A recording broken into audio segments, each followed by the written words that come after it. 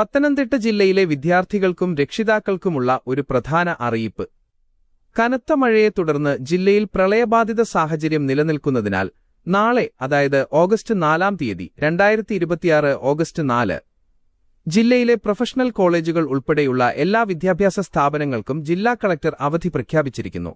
സ്കൂളുകൾക്കും കോളേജുകൾക്കും പുറമെ മദ്രസകൾ, ട്യൂഷൻ സെന്ററുകൾ, അങ്കണവാടികൾ എന്നിവയ്ക്കും ഈ അവധി ബാധകമാണ്. എന്നാൽ മുൻകൂട്ടി നിശ്ചയിച്ചിട്ടുള്ള പൊതുപരീക്ഷകൾക്കും സർവകലാശാല പരീക്ഷകൾക്കും യാതൊരു മാറ്റവും ഉണ്ടായിരിക്കുന്നതല്ല. മഴക്കെടുതിയുമായി ബന്ധപ്പെട്ട മറ്റു പുതിയ അപ്ഡേറ്റുകൾക്കായി ഈ ചാനൽ സബ്സ്ക്രൈബ് ചെയ്യുക.